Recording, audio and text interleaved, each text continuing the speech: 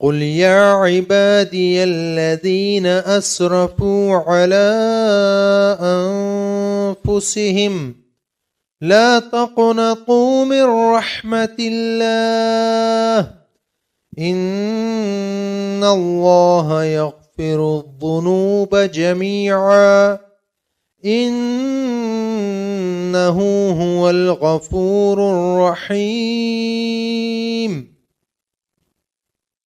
اللہ کے بندو، آپ کے سامنے اپنے اور تمہارے سچے رب کی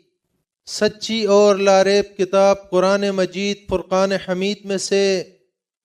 سورہ الزمر کی آیت نمبر 53 تلاوت کی ہے۔ میرے بھائیو، آپ سب اس بات سے آگاہ ہیں کہ مالک سبحانہ و تعالی نے انسان کو اس دنیا میں ایک